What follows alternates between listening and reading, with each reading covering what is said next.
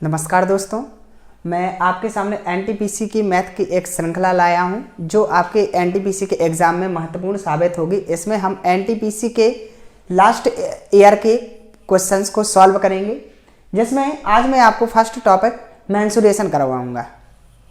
इसमें आपका पहला क्वेश्चन है,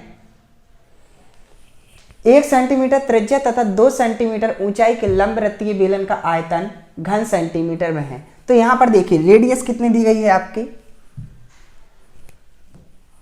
यहां पर रेडियस है r इक्वल टू कितना है 1 सेंटीमीटर और h इक्वल टू है आपका 2 सेंटीमीटर। तो हमें क्या निकालना है, बेलन का आयतन। बेलन का आयतन v इक्वल टू होता क्या है आपका पाई आर स्क्वायर h। पाई की वैल्यू 22/7, r की वैल्यू है 1, h की वैल्यू है 2। इसको हम मल्टीप्लाई कर देंगे तो आ जाएगा 44/7 सेंटीमीटर क्यूब। और यही आपका आंसर होगा, आपका करेक्ट आंसर होगा डी। इसके बाद नेक्स्ट क्वेश्चन है आपका question number second. Question number second देखिएगा। क्वेश्चन नंबर सेकंड है आपका, 1 सेंटीमीटर त्रिज्या के गोले का पृष्ठीय क्षेत्रफल ज्ञात करना है। तो पृष्ठीय क्षेत्रफल, तो त्रिज्या कितनी दी गई है 1 सेंटीमीटर, पृष्ठीय क्षेत्रफल ज्ञात करना है। गोले का पृष्ठीय क्षेत्रफल कितना होता है आपका, फॉर्मूला है फोर पाई आर स्क्वायर। इसमें देखिए r की वैल्यू दी गई है आपको 1, तो r की वैल्यू आपको 1 पुट करना है और इसको सॉल्व करना है। तो आपका आंसर हो जाएगा 88/7। 22 4 जा 88 और करेक्ट आंसर है आपका 88/7। इसके बाद नेक्स्ट क्वेश्चन,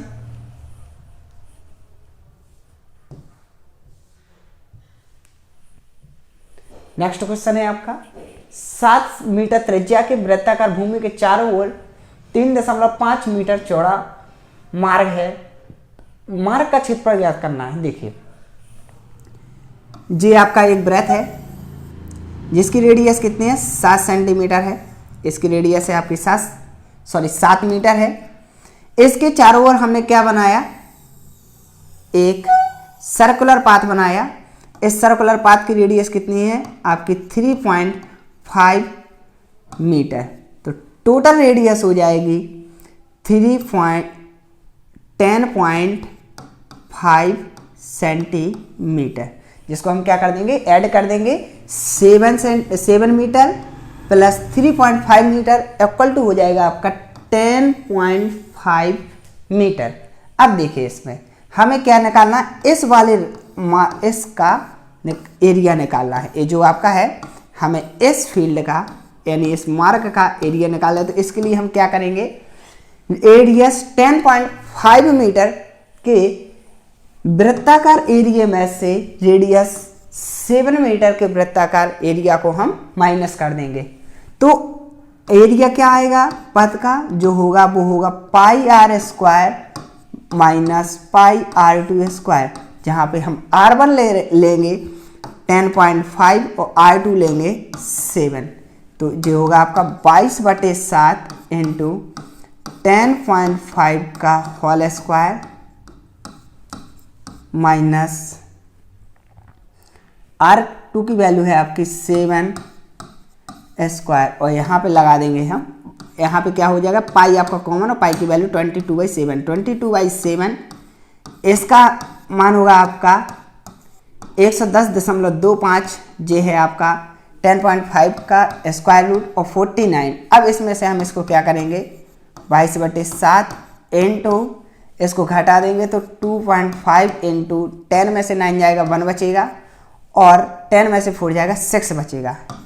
7 से क्या कर देंगे, इसको डिवाइड कर देंगे तो 7 8 जा 56, आपका बचेगा 52। तो 7 7 जा और 7 5 जा। इसका हम क्या करेंगे 22 का इसमें मल्टीप्लाई कर देंगे तो आपका आ जाएगा 192.5 मीटर स्क्वायर। तो इस प्रकार आपका करेक्ट आंसर होगा आंसर सी। अब इसके बाद नेक्स्ट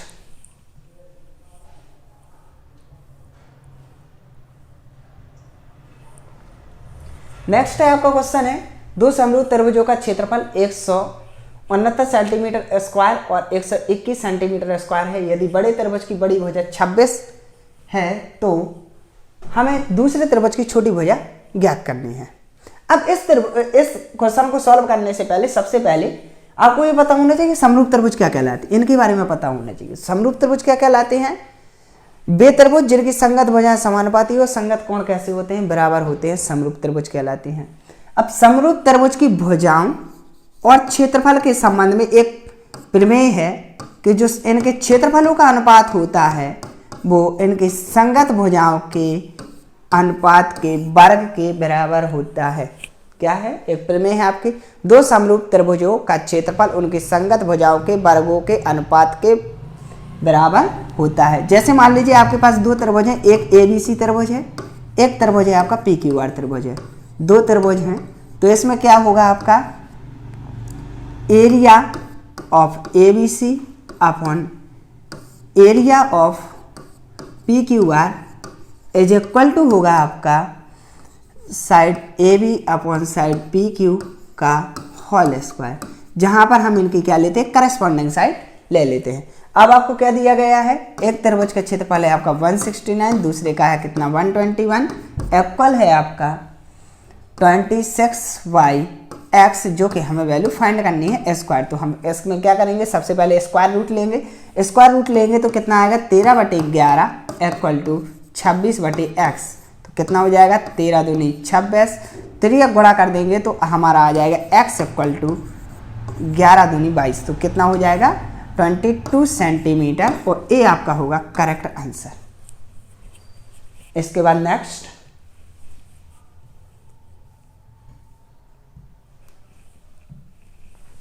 क्वेश्चन है आपका 5 मीटर लंबे और 2 मीटर चौड़े आयत के अंदर एक भाग 2 मीटर भुजा के वर्ग से छायांकित है। छायांकित भाग का और आयत के आच्छादित भाग के क्षेत्रफल से अनुपात बताना है। अब यहां पर देखिए क्वेश्चन क्या कह रहा है।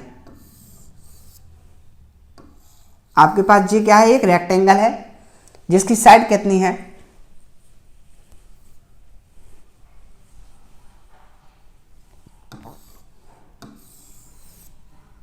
ए आपका एक रेक्टेंगल है जिसकी साइड लेंथ है आपकी 5 मीटर और ब्रेथ है आपके 2 मीटर।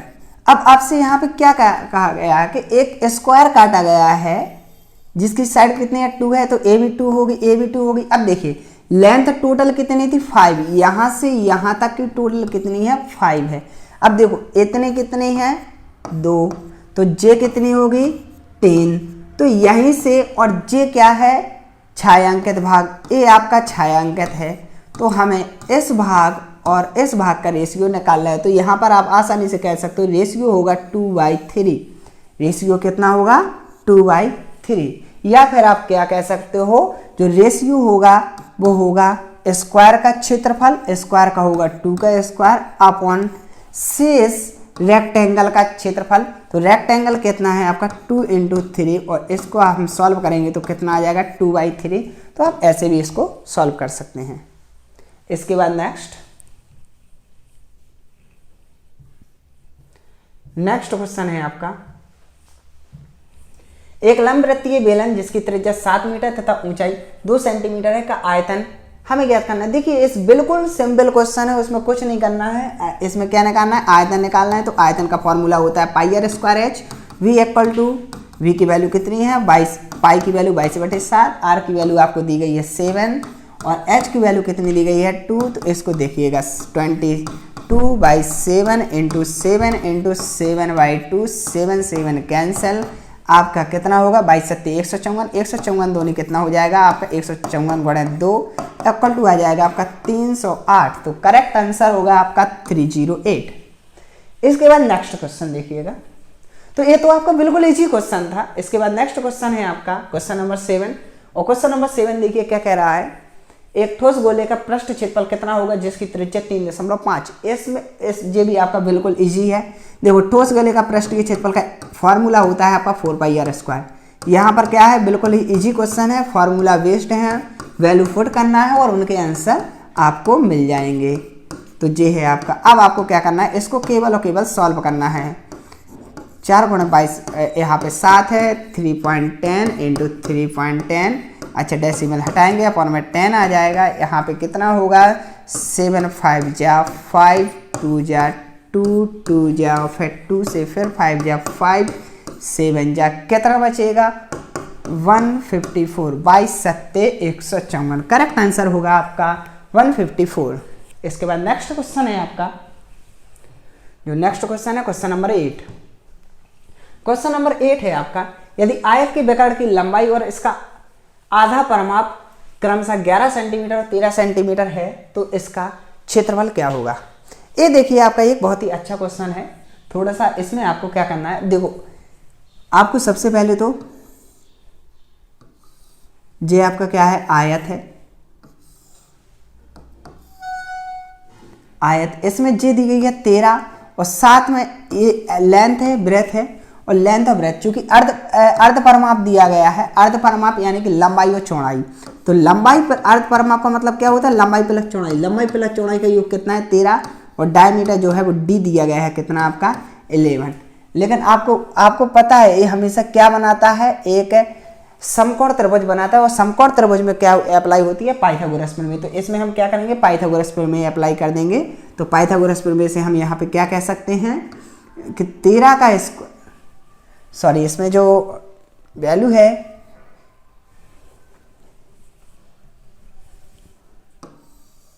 ये वैल्यू है आपकी 11, तो यहाँ पर कितना आएगा 11 का स्क्वायर इक्वल टू होगा आपका l square plus B square.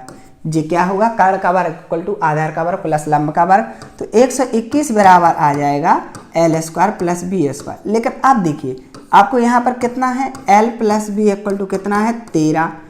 जब L plus B equal to 13 है आपको क्या कर देना दोनों पक्षों का वर्ग करना है। दोनों पक्षों का वर्ग करोगे कितना होगा L square plus B square plus 2LB equal to कितना आएगा 169। लेकिन देखिए L square plus B square की वैल्यू कितनी है 121, तो यहाँ से इसके स्थान पे हम क्या रख देंगे 121 प्लस 2LB इक्वल टू कितना होगा 169। तो यहाँ से आप आसानी से कह सकते हो कि LB इक्वल टू कितना हो जाएगा, LB इक्वल टू होगा आपका 169 माइनस 121/2। इसको आप माइनस करोगे कितना आएगा 48 और बटे में कितना है 2, तो LB इक्वल टू कितना हो जाएगा 24। यानी कि आपका करेक्ट आंसर है 24 और डी नंबर का ऑप्शन आपका क्या हो जाएगा सही आंसर हो जाएगा। तो इसमें क्या है जो चीज़ें हमें दी गई थी सबसे पहले उनको समझना जरूरी था, L प्लस बी जो कि अर्ध परिमाप है और D जो कि आपका क्या है विकर्ण है। तो इसको आप इस मेथड के द्वारा आसानी से सॉल्व कर सकते हो। इसके बाद देखिए नेक्स्ट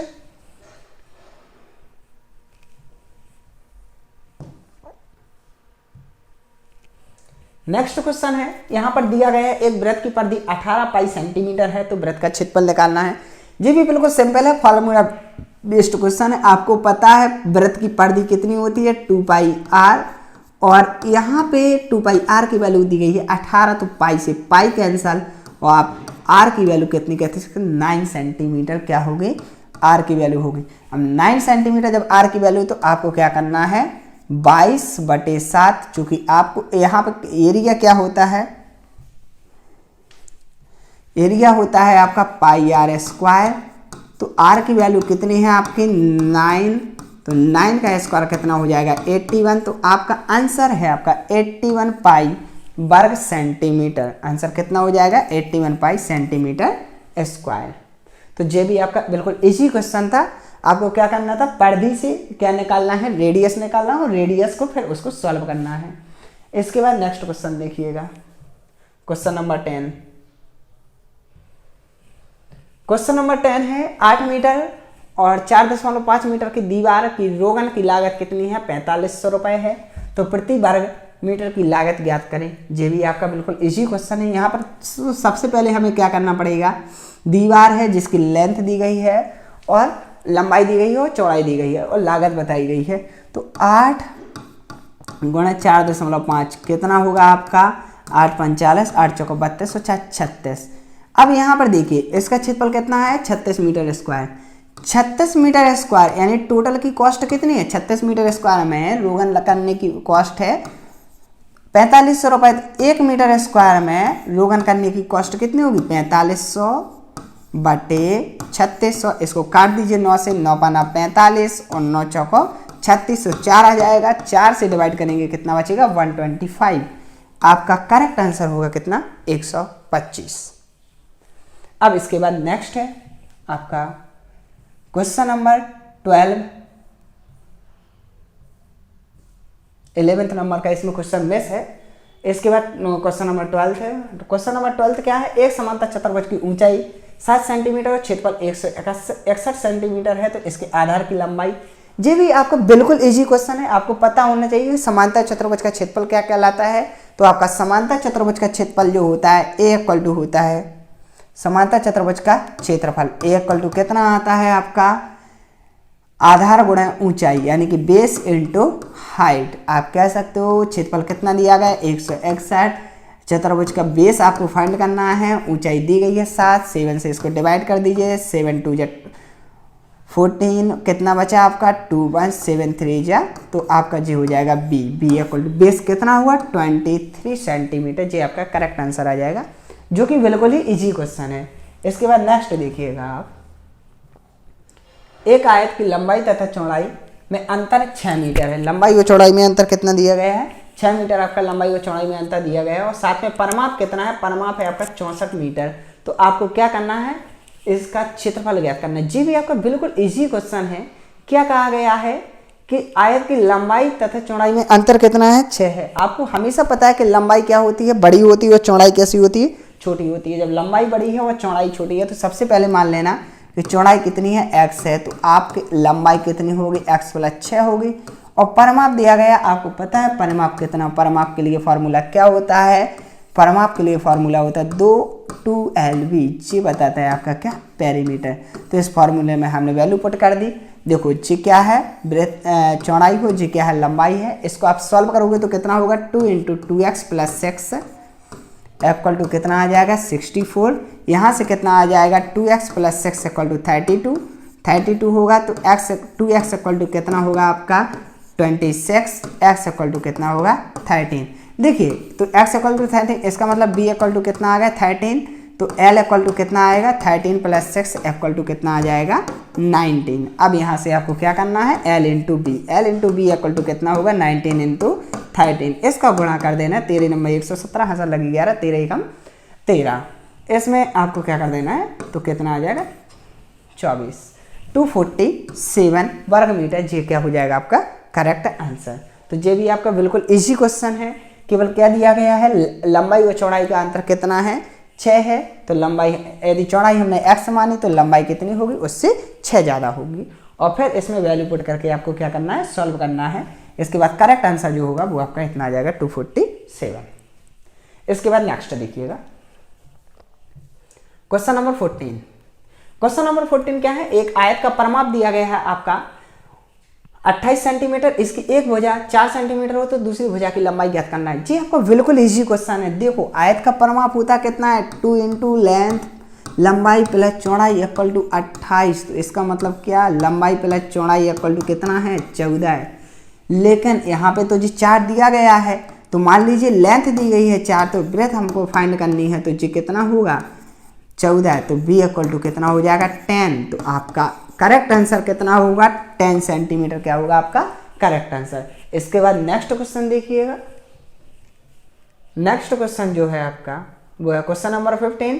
क्वेश्चन नंबर 15 ये भी आपका एक अच्छा क्वेश्चन है थोड़ा सा। तो इसमें क्या है आपको पूछा गया है कमरे की लंबाई दी गई है 363, चौड़ाई दी गई है आपकी 528 और ऊंचाई दी गई है 693। और आपसे कहा गया है कि इनके आयामों को स्पष्ट माप सके। एक ऐसे लंबे टेप की आवश्यकता है जो इन तीनों कमरों को माप सके। देखो जब भी ऐसी स्थिति होती है तो जो इनका करेक्ट आंसर होता है वो इन तीनों का क्या होता है HCF। अब HCF हमें इनका निकालना है, तो या तो हम इनको क्या कर सकते हैं गुणनखंड विधि से LCF निकाल सकते हैं, या फिर आप क्या कर सकते हो डायरेक्ट इनको सॉल्व कर सकते हो। डायरेक्ट कैसे, अब देखो 33 का कितना है 3 × 11। आपको इन सब में चेक करना है क्या सब में 3 × 11 है। 35 का मतलब है 7 × 5, इन सब में चेक करना है क्या 7 और 5 है। तो आपको देखो 5 ना तो इसमें है ना 5 इसमें है, तो ये तो करेक्ट आंसर है ही नहीं। फिर आपको देखना है 9 9 9 3 27, आपको देखना है 9 3 है क्या, तो यहाँ पर देखिए 3 3 6 6 और 6 12, 12 9 से विभाजित नहीं होता तो ए भी आंसर नहीं है। इसके बाद कितना आया, ये है आपका 6 5 30, क्या 6 5 30, अब 5 भी नहीं है तो ये भी करेक्ट ऑप्शन नहीं है। आप डायरेक्टली कह सकते हो आपका करेक्ट ऑप्शन क्या हो जाएगा 33, 33 जो होगा वो कितना होगा आपका करेक्ट आंसर होगा। और वैसे भी आप देख सकते हो 3 से सभी डिविजिबल है। देखिए इस 6 3 9 9 3 12, 12 भी आपका 3 से डिविजिबल है। 8 5 13 13 2 15, 15 भी आपका 3 से डिविजिबल है। और 6 3 9 और 9 18, 18 भी 3 से डिविजिबल है। अब 11 से डिविजिबिलिटी देखना है, 3 और 3 6, 6 में से 6 गया 0, ये भी आपका डिविजिबल है। 8 5 13, 13 में से 2 गया 11, 11 भी 11 से डिविजिबल है। और 3 3 6, 6 में से 9 गया, कितना बचा 0, 0 भी आपका 11 से डिविजिबल है। तो दोनों के डिविजिबिलिटी रूल भी लगते हैं। अगर आप इसको लॉन्ग मेथड करना चाहो तो फिर आप इसको प्रोसेस कर सकते हो, कौन सी एचसीएफ निकाल सकते हो, डिवीजन मेथड से भी आप निकाल सकते हो, फैक्टर मेथड से भी आप लगा सकते हो, डिफरेंस मेथड से भी आप इसको सॉल्व कर सकते हो। लेकिन इसकी सबसे सिंपल विधि आपकी यही है। इसके बाद नेक्स्ट क्वेश्चन है आपका क्वेश्चन नंबर 16। क्वेश्चन नंबर 16 कह रहा है उस कोण का माप ज्ञात करो जो अपने संपूरक का 1/4 है। अच्छा 1/4 है तो हमने मान लिया ऐसा एक कोण 4x है, इसका संपूरक कितना है x है। और अगर इसका संपूरक x है तो इसका सम कितना होगा 180 है। क्योंकि संपूरक कोण, सबसे पहले तो आपको संपूरक को सॉल्व करने से पहले पता होना चाहिए संपूरक कोण कहलाते क्या हैं। तो वे दो कोण जिनका योग कितना होता है 180 डिग्री होता है संपूरक कोण कहलाते हैं। अब 1/4 है तो हमने एक कोण माना 4x, तो इसका 1/4 कितना हो जाएगा x हो जाएगा। इन दोनों कोणों का योग कितना है 180, तो 5x बराबर कितना हो जाएगा 180, तो x बराबर कितना आ जाएगा 36। और 36 जो होगा वो आपका क्या हो जाएगा करेक्ट आंसर। तो ये आपका बिल्कुल इजी क्वेश्चन था। इसके बाद नेक्स्ट क्वेश्चन देखिएगा आप, क्वेश्चन नंबर 17। क्वेश्चन नंबर 17 क्या कहता है, 72 मीटर लंबे और 90 मीटर चौड़ी फर्श पर टाइल बिछाई जाती हैं। एक टाइल्स का अधिकतम आकार क्या होगा यदि सिर्फ वर्गाकार टाइल्स का ही उपयोग किया जाता है।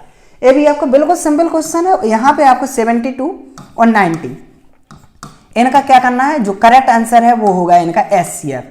जब भी आपसे पूछा जाए अधिकतम वर्ड का यूज कर दिया जाए तो वहां पर हम क्या निकालते हैं एचसीएफ निकालते हैं। एचसीएफ आपको आसानी से दिख रहा है 9 मीटर। वैसे भी आप कह सकते हो 8 × 9 और इसको कह सकते हो 10 × 9। अब देखिए चूंकि इसमें क्या है 6 दूनी 12, अब देखो 6 तो पूरे में 12 से 12 6 72, लेकिन 90 डिविजिबल नहीं होता है। डिविजिबिलिटी रूल से भी आप कर सकते हो 3 × 5, तो देखो 5 से 72 डिविजिबल नहीं है तो जे भी नहीं है, जे भी नहीं है। 9 दूनी 18, तो 18 से जे भी डिविजिबल है, 18 से जे भी डिविजिबल नहीं, 18 से ये डिविजिबल नहीं है। तो हमारा करेक्ट आंसर कितना होगा आपका 9 मीटर, सॉरी करेक्ट आंसर होगा आपका 18 मीटर। क्योंकि 18 जो है 1872, 1872 18 95, तो आपका करेक्ट आंसर होगा 18 मीटर। जी आपका करेक्ट आंसर हो जाएगा। इसके बाद नेक्स्ट क्वेश्चन देखिएगा,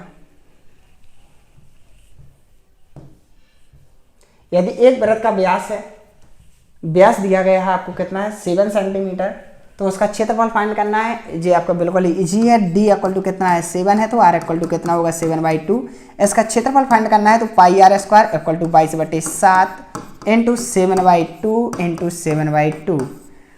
7 7 2 11 11 इक्वल टू जे हो जाएगा 7 इंटू 77 इक्वल टू 38.5। इसका करेक्ट आंसर कितना होगा 38.5 सेंटीमीटर स्क्वायर।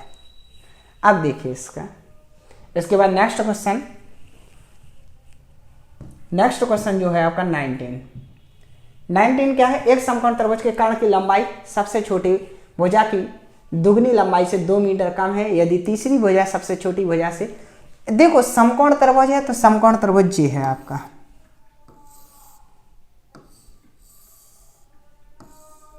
इसमें आपको पता है छोटी भुजा x दी गई, कर्ण पता है आपको सबसे बड़ी भुजा होती है, और कर्ण जो है वो सबसे छोटी भुजा के दुगने से क्या है 2 मीटर कम है, और बड़ी भुजा क्या है छोटी भुजा से 2 मीटर बड़ी है।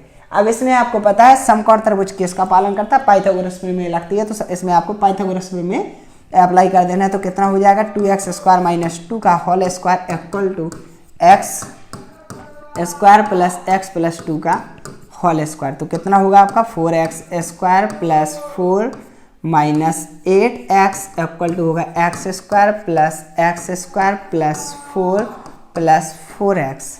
अब इसको क्या कर देना है, आपको सॉल्व कर लेना है। तो कितना हो जाएगा 2x², 4 से 4 आपका क्या हो जाएगा, कैंसिल आउट हो जाएगा, 4x जे है माइनस में जाएगा, हो जाएगा आपका 12x इक्वल टू 0। तो 2x एल्स कॉमन आ जाएगा, आपका बचेगा x माइनस 6।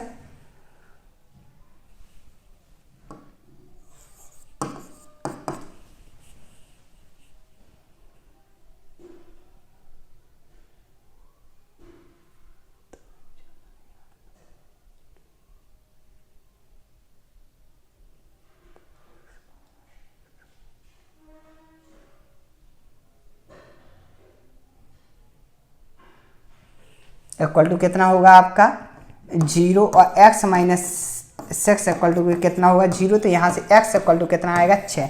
देखिए x इक्वल टू कितना आया 6, सबसे छोटी भुजा कितनी आ गई 6 है, तो बड़ी भुजा कितनी होगी 8। और इसके बाद इससे क्या है आपका 2 इंटू 6 माइनस 2 कितना हो जाएगा 6 दूनी 12 माइनस 2 इक्वल टू 10। आपसे क्या पूछा गया है, कर्ण पूछा गया है, तो कर्ण हो जाएगा आपका कितना 10। अब तो इस प्रकार आपको इसको सॉल्व करना है। इसके बाद नेक्स्ट है क्वेश्चन नंबर 20। क्वेश्चन नंबर 20 क्या है, एक समबाहु त्रिभुज इस प्रकार से बनाया गया है कि त्रिभुज के दो शीर्ष एक वृत्त के व्यास पर लगता है। देखिएगा इस प्रकार है आपका डायग्राम, देखिए इसको, जे इसका डायमीटर है, एक समबाहु त्रिभुज बनाया गया, इस प्रकार बनाया गया कि दोनों सिरे इसके किस पर हों, व्यास पे हों। तो देखिए, और वृत्त का क्षेत्रफल कितना दिया गया 64 पाई। तो वृत्त का क्षेत्रफल कितना होता है पाई आर स्क्वायर, इसकी वैल्यू कितनी है 64 पाई। तो पाई से पाई कैंसिल और आर की वैल्यू कितनी हो जाएगी 8। देखिए जब आर की वैल्यू 8 है तो यहाँ से यहाँ तक की वैल्यू 8, जे 8 है तो जे वैल्यू भी कितनी होगी 8, 8 8 कितनी हो जाएगी 16। तो समकोण त्रिभुज की भुजा कितनी हो जाएगी 16, और त्रिभुज की भुजा ही उसने पूछी है और भुजा हो जाएगी आपकी 16। ये आपका करेक्ट आंसर होगा। इसके बाद देखिए नेक्स्ट क्वेश्चन। नेक्स्ट क्वेश्चन क्या है आपका 6 8 10 सेंटीमीटर के किनारों वाले घनों को पिघलने से बने घन की भुजा कितनी होगी। देखो जब हम घनों को पिघलाते हैं तो उसमें क्या नियत रहता है, कभी भी आकृति में परिवर्तन किया जाता है तो उनका आयतन सदैव क्या रहता है, नियत रहता है। जब इनका आयतन नियत रहता है तो हम यहाँ पर मान लेते हैं कि जो भुजा होगी वो क्या होगी ए हो जाती है। तो देखो किसको पिघलाया गया 6 सेंटीमीटर के घन को, 8 सेंटीमीटर के घन को और 10 सेंटीमीटर के घन को, तो कितना आएगा 216 प्लस 528 सॉरी 512 प्लस क्या हो जाएगा 1000। इन सब का आप सम करोगे कितना आ जाएगा 1728। और 1728 आपको पता है कि किसका घन है 12 का, तो आपका करेक्ट आंसर क्या होगा 12, यानी कि भुजा क्या होगी आपकी 12, जी आपकी भुजा हो जाएगी 12 सेंटीमीटर। इसके बाद नेक्स्ट 22 भी नहीं है इसमें, 24 है, सॉरी 23। तो 23 देखिएगा क्वेश्चन नंबर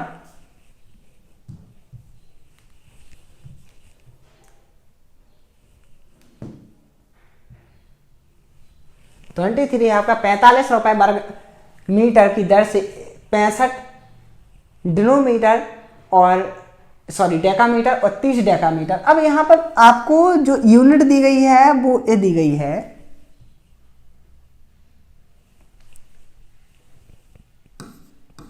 65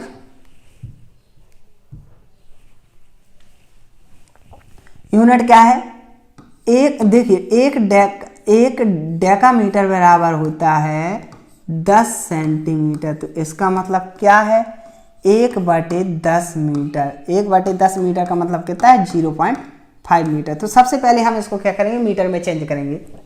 तो इसका कितना होगा 65 डेकामीटर इंटू 30 डेकामीटर जो हो जाएगा 6.5 मीटर इंटू 3.0 मीटर। तो सबसे पहले इसको मीटर में चेंज कर लिया। अब इसमें क्या कर देंगे हम, 3 5 15 और आपका होगा 3 18 18 1 19। तो 19 मीटर स्क्वायर क्या हो जाएगा क्षेत्रफल। अब इसमें क्या करना है, हमें 45 का मल्टीप्लाई कर देना। तो इसमें हम 45 का मल्टीप्लाई कर देंगे तो आपका करेक्ट आंसर आ जाएगा। तो देखिए मल्टीप्लाई करने पर जो आपकी वैल्यू होगी 45 4 5 देखो 55 25 पनम 45 45 47 और 5 एकम 5 4 5 20 4 नाम 36 और 2 38 हंस लगे आपके 3 और 4 एकम 4 4 और 3 7। तो देखो आपका कितना आएगा 5 और दशमलव यहाँ पे आ जाएगा आपका 7 9 8 17 8। आपका करेक्ट आंसर होगा 877 रुपये 50 पैसे। इस प्रकार आपको इसको सॉल्व करना है। तो थोड़ा सा बस ध्यान देना है, एक डिनोमीटर को किस में चेंज करना है, सबसे पहले तो मीटर में चेंज करना है। इसके बाद नेक्स्ट क्वेश्चन देखिएगा आपका क्वेश्चन नंबर 24 जो क्वेश्चन है वो क्या है आपका, एक आयत का क्षेत्रफल 42 वर्ग सेंटीमीटर स्क्वायर है, इसकी लंबाई 7 सेंटीमीटर है। तो इसकी परिधि का पता लगाना है। देखो परिधि और परिमाप एक ही चीज है, तो आपको इसका क्या निकालना है, आयत का परिमाप निकालना है। कितना दिया गया है, क्षेत्रफल दिया है, लेकिन क्षेत्रफल कितना होता है L इंटू बी। अब देखो लंबाई कितनी है 7 इंटू बी इक्वल टू 62। तो आप आसानी से कह सकते हो बी इक्वल टू कितना होगा 6। अब आपको क्या निकालना, परमाप, जो परमाप होता है वो कितना होता है 2 इंटू एल प्लस बी। तो देखो एल कितनी है आपकी 7 और बी कितनी है आपकी 6 और 7 6 13 13 2 जा 26 सेंटीमीटर सेंटीमीटर क्या हो जाएगा आपका आंसर हो जाएगा। तो आपका करेक्ट आंसर हो जाएगा 26 सेंटीमीटर। अब इसके बाद देखिए नेक्स्ट है एक टैंक जिसकी लंबाई है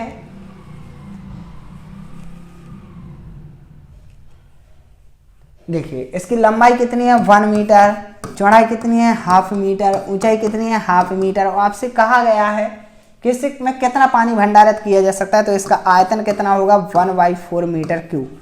बट एक चीज ध्यान रखिएगा 1 मीटर क्यूब इक्वल टू होता है आपका 1000 लीटर। तो यहाँ से कितना आ जाएगा 1/4 इंटू 1000 इक्वल टू होता है 250 लीटर। तो कितना होगा 250 लीटर आपका इसका करेक्ट आंसर हो जाएगा। तो आज की आपकी एक क्लास थी, इसके बाद